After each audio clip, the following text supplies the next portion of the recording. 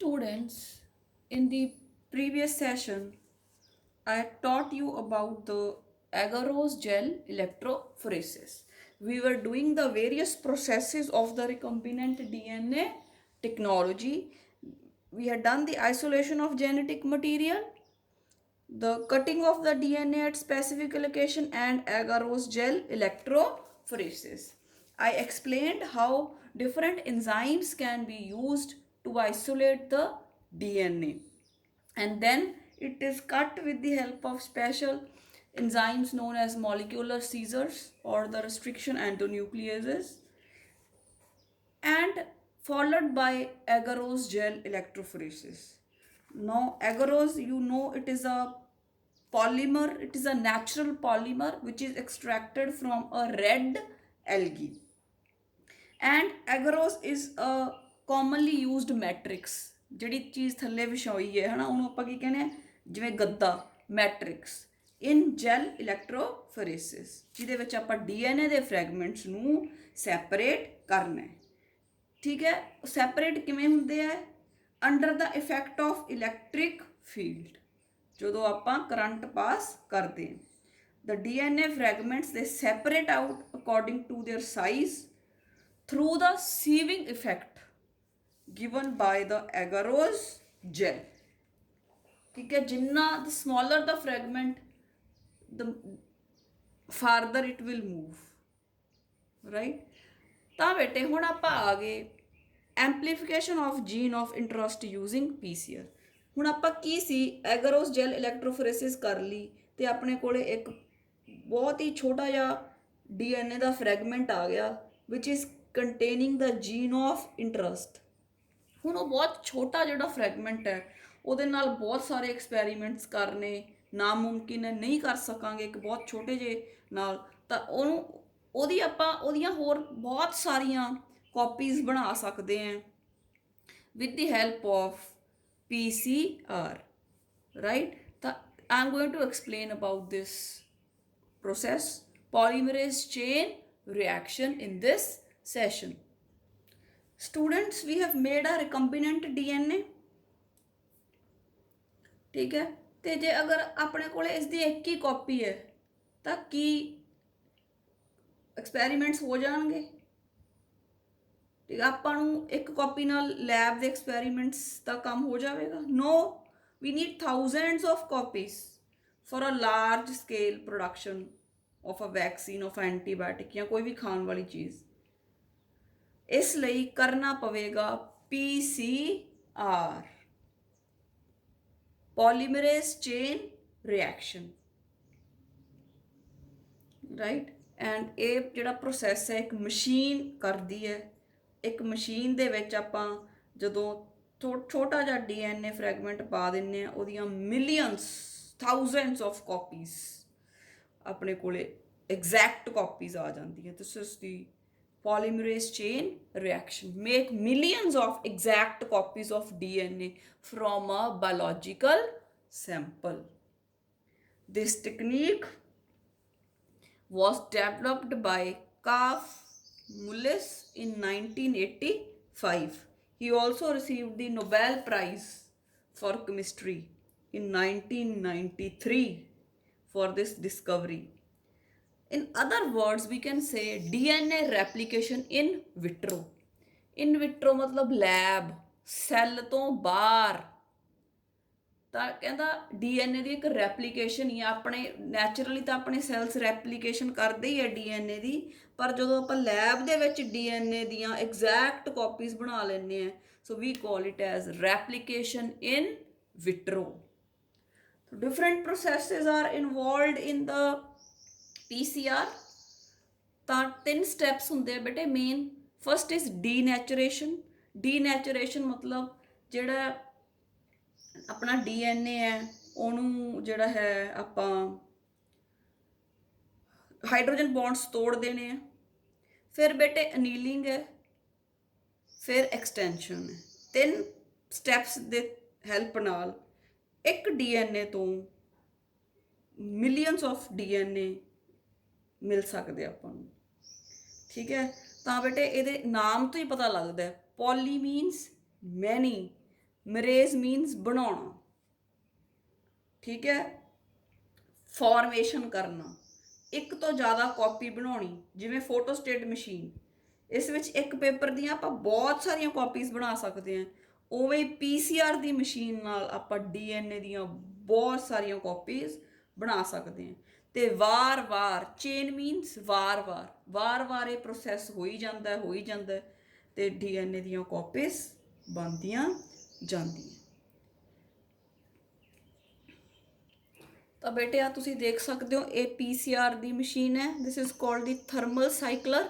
Thermal is related to the temperature.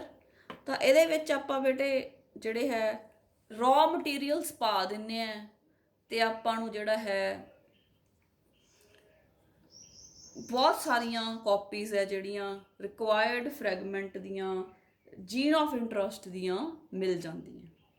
ਤਾਂ ਬੇਟੇ ਆਪਾਂ ਕੀ ਆਪਾਂ ਨੂੰ ਚਾਹੀਦਾ ਹੈ, ਆਪਾਂ DNA ਦਾ ਸੈਂਪਲ ਜਿਹੜਾ ਆਪਾਂ ਐਗਾਰੋਸ ਜੈਲ ਇਲੈਕਟ੍ਰੋਫੋਰੇਸਿਸ ਤੋਂ ਬਾਅਦ ਆਈਸੋਲੇਟ ਕਰ ਲਿਆ ਵਿਦ ਦੀ ਪ੍ਰੋਸੈਸ ਆਫ ਇਲਿਊਜਨ, ਠੀਕ ਹੈ। ਪ੍ਰਾਈਮਰਸ ਪਾਵਾਂਗੇ ਕਿਉਂਕਿ ਤੁਹਾਨੂੰ ਪਤਾ ਹੈ ਕਿ ਜਦੋਂ ਆਪਾਂ ਰੈਪਲੀਕੇਸ਼ਨ ਕੀਤੀ ਸੀ ਤਾਂ ਜਦੋਂ ਇੱਕ DNA ਦੇ ਸਟ੍ਰੈਂਡ ਤੋਂ ਜਿਹੜਾ ਹੈ ਦੂਸਰਾ ਸਟ੍ਰੈਂਡ ਬਣਨਾ ਹੁੰਦਾ, ਪੈਰੈਂਟਲ ਸਟ੍ਰੈਂਡ ਤੋਂ ਡਾਟਰ ਸਟ੍ਰੈਂਡ ਬਣਨਾ ਹੁੰਦਾ, ਤਾਂ ਆਪਾਂ ਨੂੰ ਪ੍ਰਾਈਮਰਸ ਦੀ RNA ਪ੍ਰਾਈਮਰਸ ਦੀ ਜ਼ਰੂਰਤ ਪੈਂਦੀ ਹੈ ਕਿਉਂਕਿ DNA ਪੋਲੀਮਰੇਜ਼ ਇੰਜ਼ਾਈਮ ਹੈ ਜਿਹੜਾ ਉਹ ਆਪਦਾ ਕੰਮ ਆਪ ਸ਼ੁਰੂ ਨਹੀਂ ਕਰ ਸਕਦਾ। ਇੱਕ ਵਾਰੀ ਉਹਨੂੰ RNA ਪ੍ਰਾਈਮਰਸ ਦੀ ਤੇ RNA ਪੋਲੀਮਰੇਜ਼ ਦੀ ਜ਼ਰੂਰਤ ਪੈਂਦੀ ਹੈ। ਤਾਂ ਆਪਾਂ DNA ਸੈਂਪਲ ਇਹਦੇ ਮਸ਼ੀਨ ਦੇ ਵਿੱਚ ਪਾਵਾਂਗੇ, ਪ੍ਰਾਈਮਰਸ ਐਡ ਕਰਾਂਗੇ, ਨਿਊਕਲੀਓਟਾਈਡਸ ਚਾਹੀਦੇ ਆਪਾਂ ਨੂੰ ਜਿਹੜੇ ਜੁੜਨਗੇ, ਸਾਈਟੋਸਿਨ, ਗੁਆਨਿਨ, ਐਡੇਨਿਨ, ਥਾਇਮਿਨ, ਉਹ ਜੁੜਦੇ ਜਾਣਗੇ ਤੇ DNA ਦਾ ਸਟ੍ਰੈਂਡ ਬਣਦਾ ਜਾਊਗਾ ਵਿਦ ਦੀ ਹੈਲਪ ਆਫ ਪੋਲੀਮਰੇਜ਼। ਫਿਰ ਬੇਟੇ ਆਪਾਂ ਨੂੰ RNA ਪੋਲੀਮਰੇਜ਼ ਤੇ ਪ੍ਰਾਈਮਰ ਤਾਂ ਚਾਹੀਦਾ ਹੀ ਹੈ, ਆਪਾਂ ਨੂੰ DNA ਪੋਲੀਮਰੇਜ਼ ਵੀ ਚਾਹੀਦਾ। ਇੱਥੇ ਇੱਕ ਬਹੁਤ ਹੀ ਧਿਆਨ ਨਾਲ ਸੁਣਨ ਵਾਲੀ ਗੱਲ ਹੈ ਕਿ ਜਦੋਂ ਆਪਾਂ ਇਹ ਪ੍ਰੋਸੈਸ ਕਰਨਾ ਹੁੰਦਾ PCR ਦਾ ਤਾਂ ਟੈਂਪਰੇਚਰ ਕਾਫੀ ਹਾਈ ਰੱਖਣਾ ਪੈਂਦਾ, ਫਿਰ ਹੀ ਹਾਈਡਰੋਜਨ ਬੌਂਡਸ ਹੈ ਜਿਹੜੇ ਉਹ ਟੁੱਟਦੇ। ਤੇ ਜਿਹੜਾ ਹਿਊਮਨ ਬੀਇੰਗਸ ਦਾ ਪੋਲੀਮਰੇਜ਼ ਹੈ ਨਾ, DNA polymerase, it cannot function at a high temperature. ਆਪਾਂ ਜ਼ਿਆਦਾ ਹਾਈ ਟੈਂਪਰੇਚਰ 'ਤੇ ਸਰਵਾਈਵ ਨਹੀਂ ਕਰ ਸਕਦੇ, ਜਿਹੜਾ ਆਪਣੇ ਜਿਹੜੇ ਇੰਜ਼ਾਈਮਸ ਆ ਡੀਨੇਚਰ ਹੋ ਜਾਂਦੇ ਆ, ਪ੍ਰੋਟੀਨਸ ਡੀਨੇਚਰ ਹੋ ਸਕਦੇ ਆ। ਇਸ ਕਰਕੇ ਇਸ ਪ੍ਰੋਸੈਸ ਦੇ ਵਿੱਚ ਪੋਲੀਮਰੇਜ਼ ਚੇਨ ਰਿਐਕਸ਼ਨ ਦੇ ਵਿੱਚ ਇੱਕ ਸਪੈਸ਼ਲ ਤਰ੍ਹਾਂ ਦਾ ਪੋਲੀਮਰੇਜ਼ ਯੂਜ਼ ਕੀਤਾ ਜਾਂਦਾ ਹੈ, that is the Taq polymerase. ਇਹਨੂੰ ਟੈਕ ਪੋਲੀਮਰੇਜ਼ ਕਿਉਂ ਕਿਹਾ ਹੈ? Because it is isolated from a bacteria called Thermus aquaticus। Thermus aquaticus bacteria ਹੈ ਜਿਹਦਾ ਨਾਮ ਹੈ Thermus aquaticus। ਉਸ ਬੈਕਟੀਰੀਆ ਤੋਂ ਜਿਹੜਾ ਪੋਲੀਮਰੇਜ਼ ਕੱਢਿਆ ਜਾਂਦਾ ਹੈ ਉਹਨੂੰ ਕਹਿੰਦੇ ਆ ਟੈਕ ਪੋਲੀਮਰੇਜ਼। ਤੇ ਬੇਟੇ ਜਿਹੜਾ ਇੰਜ਼ਾਈਮ ਹੈ, ਜਿਹੜਾ ਇਹ DNA ਪੋਲੀਮਰੇਜ਼ ਇੰਜ਼ਾਈਮ ਹੈ, ਦਿਸ ਇਜ਼ ਥਰਮੋਸਟੇਬਲ। ਥਰਮੋਸਟੇਬਲ ਮਤਲਬ ਹਾਈ ਟੈਂਪਰੇਚਰ ਦਾ ਇਹਦੇ ਤੇ ਕੋਈ ਵੀ ਪ੍ਰਭਾਵ ਨਹੀਂ ਪੈਂਦਾ। It does not get denatured at high temperature. ਜਿਹੜੇ ਬੈਕਟੀਰੀਆ ਚੋਂ ਲਿਆ ਹੈ ਜਿਹਦਾ ਨਾਮ ਹੈ ਥਰਮਸ ਐਕੁਐਟਿਕਸ, ਉਹ ਬੈਕਟੀਰੀਆ ਬੇਟੇ ਹੌਟ ਵਾਟਰ ਸਪ੍ਰਿੰਗਸ 'ਚ, ਜਿਹੜੇ ਗਰਮ ਚਸ਼ਮੇ ਹੁੰਦੇ ਆ ਉਹਨਾਂ ਦੇ ਵਿੱਚ ਪਾਇਆ ਜਾਂਦਾ ਹੈ। ਤਾਂ ਸੋਚੋ ਇੰਨੇ ਗਰਮ ਪਾਣੀ ਦੇ ਵਿੱਚ ਜਦੋਂ ਬੈਕਟੀਰੀਆ ਜਿਹੜਾ ਗਰੋ ਕਰ ਸਕਦਾ, ਇਹਦਾ ਮਤਲਬ ਉਹਦੇ ਕੋਲ ਕੁਝ ਸਪੈਸ਼ਲ ਐਂਜ਼ਾਈਮਸ ਹੈ ਜਿਹੜੇ ਇੰਨੇ ਟੈਂਪਰੇਚਰ 'ਤੇ ਵੀ ਡੀਨੇਚਰ ਨਹੀਂ ਹੁੰਦੇ। ਤਾਂ ਇਸ ਕਰਕੇ ਇਸ ਬੈਕਟੀਰੀਆ ਦੇ ਵਿੱਚੋਂ DNA ਪੋਲੀਮਰੇਜ਼ ਇੰਜ਼ਾਈਮ ਕੱਢ ਲਿਆ ਜਿਸ ਦਾ ਨਾਮ ਹੈ ਟੈਕ ਪੋਲੀਮਰੇਜ਼। ਇਹਦੇ 'ਤੇ ਬੇਟੇ ਕੁਐਸਚਨ ਪੁੱਛਿਆ ਜਾ ਸਕਦਾ ਹੁੰਦਾ ਕਿ ਟੈਕ ਪੋਲੀਮਰੇਜ਼ ਕਿੱਥੋਂ ਆਈਸੋਲੇਟ ਕੀਤਾ? Thermus aquaticus. ਕਿਉਂ? Because it is thermostable, it does not get denatured at high temperature. ਤਾਂ ਬੇਟੇ ਆ ਸਾਰੀਆਂ ਚੀਜ਼ਾਂ ਨੂੰ ਮਿਕਸ ਕਰ ਲਿਆ ਟੈਸਟ ਟਿਊਬ ਦੇ ਵਿੱਚ, DNA ਸੈਂਪਲ, ਪ੍ਰਾਈਮਰਸ, ਨਿਊਕਲੀਓਟਾਈਡਸ, ਟੈਕ ਪੋਲੀਮਰੇਜ਼, ਜਿਹਦੇ ਤੋਂ ਆਪਾਂ ਨੂੰ ਮਿਲੀਅਨਸ ਆਫ ਕਾਪੀਜ਼ ਬਣਨੀਆਂ। ਉਸ ਤੋਂ ਬਾਅਦ ਬੇਟੇ PCR ਟਿਊਬ ਹੁੰਦੀ ਹੈ, ਆ ਇੱਥੇ ਜਗ੍ਹਾ ਬਣੀ ਹੁੰਦੀ ਹੈ, ਇਹਦੇ ਵਿੱਚ ਆ ਟਿਊਬ ਹੈ ਜਿਹੜੀ ਇਹਦੇ ਵਿੱਚ ਰੱਖ ਦਈਦੀ ਹੈ ਤੇ ਇਹ ਮਸ਼ੀਨ ਕੰਮ ਕਰਦੀ ਹੈ ਉਸ ਤੋਂ ਬਾਅਦ। ਤੇ ਇਸ ਟਿਊਬ ਦੇ ਵਿੱਚ ਬਹੁਤ ਸਾਰੀਆਂ DNA ਦੀਆਂ ਕਾਪੀਜ਼ ਹੈ ਜਿਹੜੀਆਂ ਉਹ ਇਸ ਟਿਊਬ ਦੇ ਜਿਹੜੇ ਰॉ ਮਟੀਰੀਅਲਸ ਹੈ ਉਹਨਾਂ ਦੀ ਹੈਲਪ ਨਾਲ ਬਹੁਤ ਸਾਰੀਆਂ ਕਾਪੀਜ਼ ਹੈ ਜਿਹੜੀਆਂ ਉਹ ਬਣ ਜਾਂਦੀਆਂ। ਸੋ these are the PCR components. ਕਿਹੜੀਆਂ ਕਿਹੜੀਆਂ ਚੀਜ਼ਾਂ ਚਾਹੀਦੀਆਂ PCR ਨੂੰ ਕਰਨ ਦੇ ਲਈ। ਹੁਣ ਬੇਟੇ ਮੈਂ ਤੁਹਾਨੂੰ ਸਟੈਪਸ ਦੱਸੂਗੀ ਕਿ ਕਿਸ ਤਰ੍ਹਾਂ ਜਿਹੜਾ ਹੈ ਹੁੰਦਾ। ਜਦੋਂ ਇਹਦੇ ਵਿੱਚ ਆਪਾਂ ਸੈਂਪਲ ਪਾਤਾ, ਆ ਸਾਰੀਆਂ ਚੀਜ਼ਾਂ ਪਾਤੀਆਂ, ਉਸ ਤੋਂ ਬਾਅਦ ਇਹਦੇ ਅੰਦਰ ਕੀ ਹੁੰਦਾ, ਕਿਸ ਤਰ੍ਹਾਂ ਦਾ ਪ੍ਰੋਸੈਸ ਹੁੰਦਾ ਕਿ ਬਹੁਤ ਸਾਰੀਆਂ ਕਾਪੀਜ਼ ਬਣ ਜਾਂਦੀਆਂ। ਸਭ ਤੋਂ ਪਹਿਲਾਂ ਕੀ ਕਰਨਾ ਹੈ, ਆ ਜਿਹੜੇ ਸੈਂਪਲ, ਪ੍ਰਾਈਮਰ, ਨਿਊਕਲੀਓਟਾਈਡ, ਸਟੈਕ, ਪੋਲੀਮਰੇਜ਼, ਇਹਨਾਂ ਨੂੰ ਮਿਕਸ ਕਰਕੇ ਤੇ ਇਸ ਮਸ਼ੀਨ ਦੇ ਅੰਦਰ ਪਾ ਦੇਣਾ।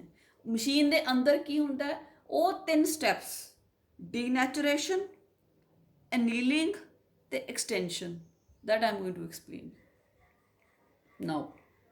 Students, ਜਿਵੇਂ ਮੈਂ ਤੁਹਾਨੂੰ ਆਲਰੇਡੀ ਦੱਸਿਆ ਕਿ 3 steps are involved: denaturing, annealing, extension. ਤਾਂ ਫਸਟ ਸਟੈਪ ਆਪਣਾ ਕਿਹੜਾ ਬੇਟੇ, ਡੀਨੈਚੁਰੇਸ਼ਨ। ਡੀਨੈਚੁਰੇਸ਼ਨ ਦੇ ਵਿੱਚ ਆਪਾਂ ਕੀ ਕਰਨਾ ਹੁੰਦਾ ਹੈ, ਹਾਈ ਟੈਂਪਰੇਚਰ ਦਿੰਦੇ ਆ ਫਰੋਮ 90 to 95 ਡਿਗਰੀ ਸੈਲਸੀਅਸ। ਠੀਕ ਹੈ, ਇਸ ਮਸ਼ੀਨ ਦੇ ਅੰਦਰ ਹਾਈ ਟੈਂਪਰੇਚਰ ਦਿੱਤਾ ਜਾਂਦਾ ਹੈ 90 to 95 degree C for about 30 seconds, ਅੱਧਾ ਕੁ ਮਿੰਟ। ਬਹੁਤ ਹਾਈ ਟੈਂਪਰੇਚਰ ਜਿਹੜਾ ਆਪਾਂ ਸਾਰਾ ਕੰਪੋਨੈਂਟਸ ਪਾ ਤੇ ਜਿਹੜੇ ਡੀਐਨਏ ਨੂੰ ਆਪਾਂ ਐਂਪਲੀਫਾਈ ਕਰਨਾ ਹੈ, ਉਸ ਡੀਐਨਏ ਨੂੰ ਆਪਾਂ ਪੀਸੀਆਰ ਦੀ ਮਸ਼ੀਨ 'ਚ ਪਾਤਾ। ਤੇ ਸਭ ਤੋਂ ਪਹਿਲਾਂ ਜਿਹੜਾ ਮਸ਼ੀਨ ਹੈ, ਥਰਮਲ ਸਾਈਕਲਰ ਹੈ, ਜਿਹੜਾ ਪੀਸੀਆਰ ਦੀ ਮਸ਼ੀਨ, ਉਹਨੂੰ ਥਰਮਲ ਸਾਈਕਲਰ ਕਹਿੰਦੇ ਆਪਾਂ। ਉਹ ਇਹਨੂੰ ਅੱਧੇ ਕੁ ਮਿੰਟ ਲਈ ਬਹੁਤ ਹਾਈ ਟੈਂਪਰੇਚਰ ਦੇਊਗਾ, that is from 92 to 95 degree Celsius. ਇਹਦੇ ਨਾਲ ਬੇਟੇ ਹਾਈਡਰੋਜਨ ਬੌਂਡਸ ਹੈ, ਜਿਹੜੇ ਆਪਾਂ ਨੂੰ ਪਤਾ ਹੈ, ਜਿਹੜੇ 2 ਸਟ੍ਰੈਂਡਸ ਹੁੰਦੇ ਆ ਡੀਐਨਏ ਦੇ, ਉਹਨਾਂ ਦੇ ਵਿੱਚ ਜਿਹੜੇ ਬੇਸ ਪੇਅਰਸ ਹੁੰਦੇ ਆ, ਉਹਨਾਂ ਦੇ ਵਿੱਚ ਹਾਈਡਰੋਜਨ ਬੌਂਡਸ ਹੁੰਦੇ ਆ। ਤਾਂ ਜਦੋਂ ਆਪਾਂ ਇੰਨੇ ਹਾਈ ਟੈਂਪਰੇਚਰ 'ਤੇ ਡੀਐਨਏ ਨੂੰ ਐਕਸਪੋਜ਼ ਕਰਦੇ ਆ ਤਾਂ ਜਿਹੜੇ ਹਾਈਡਰੋਜਨ ਬੌਂਡਸ ਆ ਉਹ ਟੁੱਟ ਜਾਂਦੇ ਆ। ਆ ਤੁਸੀਂ ਦੇਖ ਸਕਦੇ ਹੋ, ਆ ਡੀਐਨਏ ਦਾ ਸਟ੍ਰੈਂਡ ਸੀ, ਇਹਨੂੰ 95 ਡਿਗਰੀ 'ਤੇ ਐਕਸਪੋਜ਼ ਕੀਤਾ ਤਾਂ ਜਿਹੜੇ ਸਟ੍ਰੈਂਡ ਸੀ ਉਹ ਸੈਪਰੇਟ ਹੋ ਗਏ। ਇੱਕ ਸਟ੍ਰੈਂਡ ਮੈਂ ਬਲੂ ਨਾਲ ਦਿਖਾ ਰਹੀ ਹਾਂ, ਇੱਕ ਰੈੱਡ ਨਾਲ। ਆਹ ਦੇਖੋ, ਇਹ ਦੂਰ ਦੂਰ ਹੋ ਗਏ ਸਟ੍ਰੈਂਡ। ਆ ਗ੍ਰੀਨ ਲਾਈਨ ਦਿਖਾ ਰਹੀ ਹੈ ਕਿ ਜਿਹੜਾ ਆ ਸਟ੍ਰੈਂਡ ਹੈ ਬਲੂ ਤੇ ਰੈੱਡ ਇੱਕ ਦੂਜੇ ਦੇ ਨਾਲੋਂ ਅਲੱਗ ਹੋ ਗਏ, ਟੁੱਟ ਗਏ ਇੱਕ ਦੂਜੇ ਦੇ ਨਾਲੋਂ। ਦੂਸਰਾ ਸਟੈਪ ਆਉਂਦਾ ਬੇਟੇ ਅਨੀਲਿੰਗ ਦਾ। ਹੁਣ ਜਿਹੜਾ ਡੀਨੇਚਰਡ ਡੀਐਨਏ ਹੈ, ਉਹਦੀ ਅਨੀਲਿੰਗ ਕਰਨੀ ਹੈ। ਅਨੀਲਿੰਗ ਕੀ ਹੈ, ਇਹਦੇ ਲਈ ਜਿਹੜਾ ਟੈਂਪਰੇਚਰ ਹੁੰਦਾ ਬੇਟੇ, that is around 40 to 60 degrees. ਇੱਥੇ ਇਹਨਾਂ ਨੇ 55 ਲਿਖਿਆ। 40 to 60 ਦੇ ਵਿੱਚ it depends upon the environmental conditions also. ਜ਼ਿਆਦਾ ਠੰਡ 'ਚ ਪ੍ਰੋਸੈਸ ਹੋ ਰਿਹਾ, ਥੋੜ੍ਹਾ ਟੈਂਪਰੇਚਰ ਹਾਈ ਰੱਖਣਾ ਪੈਂਦਾ। ਜ਼ਿਆਦਾ ਗਰਮੀ ਹੈ ਬਾਹਰ, ਥੋੜ੍ਹਾ ਜਿਹਾ ਟੈਂਪਰੇਚਰ ਆਪਾਂ ਥੱਲੇ ਕਰ ਸਕਦੇ ਹਾਂ, ਤਾਂ ਇਟ ਵੇਰੀਜ਼। ਠੀਕ ਹੈ, ਬਟ ਇਸ ਦੇ ਆਸ-ਪਾਸ ਹੁੰਦਾ। ਸੋ ਬਿਟਵੀਨ 40 to 60 ਡਿਗਰੀ, ਜਾਂ ਤੁਸੀਂ ਕਹਿ ਸਕਦੇ ਅਰਾਊਂਡ 50 ਡਿਗਰੀ ਜਿਹੜਾ ਹੈ ਜਦੋਂ ਅਨੀਲਿੰਗ ਕਰਨੀ ਹੈ, ਜਿਹੜਾ ਸੈਕਿੰਡ ਸਟੈਪ ਹੈ ਟੈਂਪਰੇਚਰ ਮੇਨਟੇਨ ਕਰਨਾ। ਹੁਣ ਬੇਟੇ 2 ਸਟ੍ਰੈਂਡਸ ਬਣ ਗਏ ਡੀਐਨਏ ਦੇ, ਬਲੂ ਐਂਡ ਰੈੱਡ। ਹੁਣ ਬਲੂ ਵਾਲਾ ਸਟ੍ਰੈਂਡ ਹੈ ਜਿਹੜਾ, ਉਹਦੇ ਨਾਲ ਆਪਾਂ ਪ੍ਰਾਈਮਰਸ ਪਾਏ ਸੀ, ਜਦੋਂ ਰॉ ਮਟੀਰੀਅਲ ਪਾਏ ਸੀ ਤਾਂ ਉਹ ਪ੍ਰਾਈਮਰਸ, ਇੱਕ ਪ੍ਰਾਈਮਰ ਜਿਹੜਾ ਹੈ ਬਲੂ ਸਟ੍ਰੈਂਡ ਨਾਲ ਜੁੜ ਜੂਗਾ ਤੇ ਇੱਕ ਪ੍ਰਾਈਮਰ ਹੈ ਜਿਹੜਾ ਉਹ ਰੈੱਡ ਸਟ੍ਰੈਂਡ ਨਾਲ ਜੁੜ ਜੂਗਾ। This is called as annealing. And ਜਿਹੜਾ 2 ਸੈਟਸ ਆਫ ਪ੍ਰਾਈਮਰਸ ਹੈ ਉਹ 3 ਪ੍ਰਾਈਮ ਐਂਡ 'ਤੇ ਜੁੜਨਗੇ। ਜਿਹੜਾ ਸਟ੍ਰੈਂਡ ਹੈ ਉਹਦਾ ਇਹਦਾ 5 to 3 ਸੀ, ਠੀਕ ਹੈ, ਤਾਂ ਉਹ ਇਹਦਾ 3 to 5 ਸੀ, ਤਾਂ ਜਿਹੜੇ ਪ੍ਰਾਈਮਰ ਤੋਂ ਹਮੇਸ਼ਾ 3 ਪ੍ਰਾਈਮ ਐਂਡ 'ਤੇ ਜੁੜਨਗੇ। ਦਿਸ ਇਜ਼ ਕਾਲਡ ਅਨੀਲਿੰਗ। ਹੁਣ ਬੇਟੇ ਉਸ ਤੋਂ ਬਾਅਦ ਪ੍ਰਾਈਮਰਸ ਤਾਂ ਜੁੜ ਗਏ। ਪ੍ਰਾਈਮਰਸ ਕਿਉਂ ਜੋੜਨੇ ਪਏ? ਕਿਉਂਕਿ ਜਿਹੜਾ ਡੀਐਨਏ ਪੋਲੀਮਰੇਜ਼ ਐਂਜ਼ਾਈਮ ਹੈ ਉਹ ਸ਼ੁਰੂਆਤ ਨਹੀਂ ਕਰ ਸਕਦਾ ਰੈਪਲੀਕੇਸ਼ਨ ਦੀ, ਉਹਨੂੰ ਪਹਿਲਾਂ ਪ੍ਰਾਈਮਰਸ ਦੀ ਜ਼ਰੂਰਤ ਪੈਂਦੀ ਹੈ, ਫਿਰ ਉਸ ਤੋਂ ਬਾਅਦ ਉਹ ਪ੍ਰੋਸੈਸ ਨੂੰ ਕੰਟੀਨਿਊ ਕਰਦਾ ਹੈ। ਠੀਕ ਹੈ ਬੇਟੇ, ਪ੍ਰਾਈਮਰਸ ਨੇ ਜਿਹੜਾ ਹੈ ਪ੍ਰੋਸੈਸ ਸਟਾਰਟ ਕਰਤਾ। ਉਸ ਤੋਂ ਬਾਅਦ ਆਉਂਦਾ ਉਸ ਤੋਂ ਬਾਅਦ ਐਕਸਟੈਂਸ਼ਨ ਮਤਲਬ ਜਿਹੜਾ ਥੋੜ੍ਹਾ ਜਿਹਾ ਪ੍ਰਾਈਮਰ ਸੀ ਇਹ ਤੋਂ ਪੂਰਾ ਡੀਐਨਏ ਦਾ ਸਟ੍ਰੈਂਡ ਬਣਨਾ, ਇਹਦੇ ਤੋਂ ਵੀ ਪੂਰਾ ਡੀਐਨਏ ਦਾ ਸਟ੍ਰੈਂਡ ਬਣਨਾ। ਦਿਸ ਇਜ਼ ਕਾਲਡ ਐਕਸਟੈਂਸ਼ਨ। ਹੁਣ ਐਕਸਟੈਂਸ਼ਨ ਲਈ ਆਪਾਂ ਨੂੰ ਕਿਹੜਾ ਐਂਜ਼ਾਈਮ ਹੈਲਪ ਕਰਦਾ ਹੈ? ਡੀਐਨਏ ਪੋਲੀਮਰੇਜ਼। ਤੇ ਇੱਥੇ ਆਪਾਂ ਇੱਕ ਸਪੈਸ਼ਲ ਪੋਲੀਮਰੇਜ਼ ਲੈ ਰਹੇ ਹਾਂ ਜਿਹਦਾ ਨਾਮ ਹੈ ਟੈਕ ਪੋਲੀਮਰੇਜ਼। ਕਿਉਂਕਿ ਜਦੋਂ ਐਕਸਟੈਂਸ਼ਨ ਹੋਣੀ ਹੈ, ਜਿਹੜਾ ਟੈਂਪਰੇਚਰ ਹੁੰਦਾ that is around 72 degree Celsius. ਇੰਨੇ ਹਾਈ ਟੈਂਪਰੇਚਰ ਤੇ ਨਾਰਮਲ ਡੀਐਨਏ ਪੋਲੀਮਰੇਜ਼ ਕੰਮ ਨਹੀਂ ਕਰ ਸਕਦਾ। ਸੋ for this we are adding a special enzyme called the Taq polymerase enzyme. ठीक है, ਤਾਂ ਬੇਟੇ ਟੈਕ ਪੋਲੀਮਰੇਜ਼ ਦੀ ਐਂਜ਼ਾਈਮ ਦੇ ਹੈਲਪ ਨਾਲ ਜਿਹੜਾ ਹੈ ਡੀਐਨਏ ਦਾ ਜਿਹੜਾ ਸੈਗਮੈਂਟ ਹੈ ਉਹ ਨਵਾਂ ਬਣ ਜਾਂਦਾ ਡਾਟਰ ਸੈਗਮੈਂਟ। ਠੀਕ ਹੈ, and it is having complimentary base pairs. ਤਾਂ ਉਹਦੇ ਹਿਸਾਬ ਨਾਲ ਹੁਣ ਤੁਸੀਂ ਦੇਖ ਸਕਦੇ ਹੋ ਆ ਪ੍ਰਾਈਮਰ ਆਪਾਂ ਐਡ ਕਰਤਾ ਸੀ। ਆ ਜਿਹੜਾ ਪੇਰੈਂਟ ਸਟ੍ਰੈਂਡ ਸੀ ਬਲੂ ਕਲਰ ਦਾ, ਇਹਦੇ ਤੋਂ ਇੱਕ ਡਾਟਰ ਸਟ੍ਰੈਂਡ ਬਣ ਗਿਆ ਬਲੂ ਕਲਰ ਦਾ। ਜਿਹੜਾ ਰੈੱਡ ਕਲਰ ਦਾ ਪੇਰੈਂਟ ਸਟ੍ਰੈਂਡ ਸੀ ਇਹਦੇ ਤੋਂ ਵੀ ਇੱਕ ਰੈੱਡ ਕਲਰ ਦਾ ਸਟ੍ਰੈਂਡ ਬਣ ਗਿਆ। ਤਾਂ ਆਪਾਂ ਦੇਖ ਸਕਦੇ ਹਾਂ ਕਿ ਜਿਹੜਾ ਹੈ ਮਤਲਬ ਇੱਕ ਡੀਐਨਏ ਸਟ੍ਰੈਂਡ ਤੋਂ 2 ਸਟ੍ਰੈਂਡਸ ਬਣ ਗਏ। ਤੇ ਇਹ ਪ੍ਰੋਸੈਸ ਚੱਲਦਾ ਰਹੂਗਾ। ਠੀਕ ਹੈ, ਬਹੁਤ ਸਾਰੇ ਜਿਹੜੇ ਇਹਦੇ ਸਾਈਕਲਸ ਹੁੰਦੇ ਰਹਿਣਗੇ। ਜਦੋਂ ਬੇਟੇ ਇਹਦੇ 30 ਸਾਈਕਲਸ ਹੋ ਗਏ, ਠੀਕ ਹੈ, 1 ਬਿਲੀਅਨ ਟਾਈਮਸ ਡੀਐਨਏ ਹੈ ਜਿਹੜਾ ਉਹ ਡੀਐਨਏ ਦੇ ਸਟ੍ਰੈਂਡਸ ਹੈ ਜਿਹੜੇ ਉਹ ਬਣ ਜਾਣਗੇ। 1 billion strands will be produced after 30 cycles. Right, this is the process. ਇੱਕ ਸਟ੍ਰੈਂਡ ਤੋਂ 2 ਸਟ੍ਰੈਂਡਸ ਬਣਨੇ ਆ। ਆਪਣੀ ਬਾਡੀ ਦੇ ਸੈਲਸ 'ਚ ਵੀ ਇਹੀ ਹੋ ਰਿਹਾ। ਠੀਕ ਹੈ, ਪਰ ਇਹ in vitro in lab using a machine known as thermal cycler, ਜਾਂ ਜਿਹਨੂੰ ਕਹਿੰਦੇ ਆਪਾਂ polymerase chain reaction. Different raw materials ਪਾਤੇ ਆਪਾਂ ਤੇ ਆਪਣੇ ਕੋਲੇ ਠੀਕ ਹੈ ਬਹੁਤ ਸਾਰੇ ਡੀਐਨਏ ਦੇ ਸਟ੍ਰੈਂਡਸ ਆ ਜਾਣਗੇ। ਫਿਰ ਕੁਐਸਚਨ ਹੈ ਕਿ ਪੀਸੀਆਰ ਕਿਉਂ ਕਰਨਾ ਚਾਹੀਦਾ ਹੈ, ਵਾਈ? ਤਾਂ ਪੀਸੀਆਰ ਸਭ ਤੋਂ ਪਹਿਲਾਂ ਤਾਂ it can produce large number of copies. ਠੀਕ ਹੈ, ਜੇ ਆਪਾਂ ਜੇ ਕਲੋਨਿੰਗ ਕਰਾਉਣੇ ਆ, ਮੰਨ ਲਓ ਛੋਟਾ ਜਿਹਾ ਸੈਗਮੈਂਟ ਆਪਾਂ ਈ ਕੋਲਾਈ 'ਚ ਪਾਇਆ, ਫਿਰ ਉਹਨੂੰ ਆਪਾਂ ਅੱਗੇ ਕਲੋਨ ਕਰਾਇਆ, ਤਾਂ ਉਹਦੇ ਤੇ ਕਾਫੀ ਟਾਈਮ ਲੱਗ ਜਾਂਦਾ। So this is faster and easier. E coli ਨੂੰ ਆਪਾਂ ਗਰੋ ਕਰਾਵਾਂਗੇ, ਉਹ ਥੋੜਾ ਲੰਬਾ ਕੰਮ ਹੋ ਜਾਂਦਾ। ਤੇ ਜਿਹੜਾ PCR it is faster and easier. And PCR also helps in diagnosis of genetic disorders. ਠੀਕ ਹੈ, ਡੀਐਨਏ ਫਿੰਗਰਪ੍ਰਿੰਟਿੰਗ ਕਰਨੀ ਹੈ, ਜਦੋਂ ਪੈਟਰਨਿਟੀ ਟੈਸਟ ਕਰਨਾ ਹੈ ਨਾ, ਪੇਰੈਂਟਸ ਦਾ ਪਤਾ ਕਰਨਾ ਹੈ ਬੱਚੇ ਦੇ। ਤਾਂ ਸਪੋਜ਼ ਆਪਾਂ ਨੂੰ ਛੋਟਾ ਜਿਹਾ ਵਾਲ ਮਿਲਿਆ ਹੈ, ਤਾਂ ਹੁਣ ਇੱਕ ਛੋਟੇ ਜਿਹੇ ਵਾਲ ਤੋਂ ਤਾਂ ਆਪਾਂ ਪੂਰਾ ਇੰਨੇ ਲੈਬ 'ਚ ਐਕਸਪੈਰੀਮੈਂਟਸ ਕਿਵੇਂ ਕਰਾਂਗੇ, ਇੰਨੀ ਡੀਐਨਏ ਫਿੰਗਰਪ੍ਰਿੰਟਿੰਗ ਕਿਵੇਂ ਕਰਾਂਗੇ, ਤੇ ਫਿਰ ਸੈਂਪਲ ਮੈਚ ਕਰਨੇ ਹੁੰਦੇ ਆ। ਤਾਂ ਉਹ ਜਿਹੜਾ ਛੋਟੇ ਜਿਹੇ ਵਾਲ 'ਚ ਥੋੜਾ ਜਿਹਾ ਡੀਐਨਏ ਹੈ ਨਾ, ਉਹਦੀਆਂ ਬਹੁਤ ਸਾਰੀਆਂ ਕਾਪੀਜ਼ ਪ੍ਰੋਡਿਊਸ ਕਰ ਲਾਂਗੇ with the help of PCR. ਉਸ ਤੋਂ ਬਾਅਦ ਉਹਦੀ ਮਤਲਬ ਕਿ ਜਿਹੜਾ ਹੈ ਆਪਾਂ ਡੀਐਨਏ ਫਿੰਗਰਪ੍ਰਿੰਟਿੰਗ ਕਰਕੇ ਪਤਾ ਲਗਾਇਆ ਜਾ ਸਕਦਾ ਅਬਾਊਟ ਦਾ parents of a child. So it helps in diagnosing the genetic disorders, कोई बीमारी है राइट, तो पता लगाया जा सकता। It can be used in the detection of pathogens.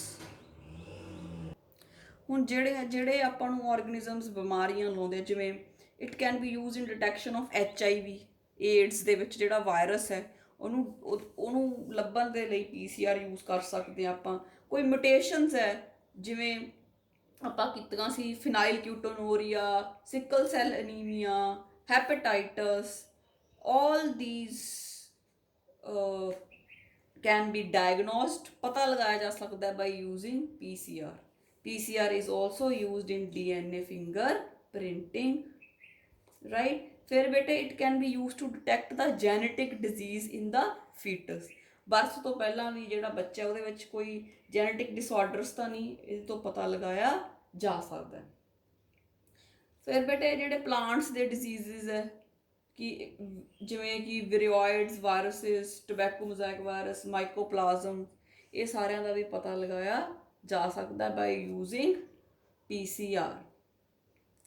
ਤੇ ਜੀਨ ਥੈਰੇਪੀ, ਜਿਹਦੇ ਵਿੱਚ ਆਪਾਂ ਨਵਾਂ ਜੀਨ ਇਨਸਰਟ ਕਰਦੇ ਹਾਂ। ਕੁਝ ਬੰਦਿਆਂ ਦੇ ਵਿੱਚ ਕੋਈ ਜੀਨਸ ਨਾਨ ਫੰਕਸ਼ਨਲ ਹੋ ਜਾਂਦੇ ਆ, ਤਾਂ ਉਹ ਨਵੇਂ ਜੀਨਸ, ਜੇ ਆਪਾਂ ਬਹੁਤ ਸਾਰੇ ਜੀਨਸ ਹੋਣਗੇ ਫਿਰ ਹੀ ਇਨਸਰਟ ਕਰਾਂਗੇ, ਤਾਂ ਪੀਸੀਆਰ ਪ੍ਰੂਵਸ ਟੂ ਬੀ ਹੈਲਪਫੁਲ, ਠੀਕ ਹੈ, ਇਨ ਜੀਨ ਥੈਰੇਪੀ ਐਕਸਪੈਰੀਮੈਂਟਸ। ਤਾਂ ਪੀਸੀਆਰ ਦੇ ਬੇਟਾ ਬਹੁਤ ਸਾਰੇ ਜਿਹੜੇ ਹੈ ਆਪਾਂ ਨੂੰ ਫਾਇਦੇ ਆਪਾਂ ਦੇਖੇ। ਸੋ ਇਸ ਕਰਕੇ ਇੱਕ ਬਹੁਤ ਹੀ ਬੈਨੀਫੀਸ਼ੀਅਲ ਪ੍ਰੋਸੈਸ ਹੈ, ਠੀਕ ਹੈ, ਤੇ ਇਹਦੀ ਬਹੁਤ ਜ਼ਿਆਦਾ ਜਿਹੜੀ ਹੈ ਉਹ ਐਪਲੀਕੇਸ਼ਨ ਹੈ। It is widely used.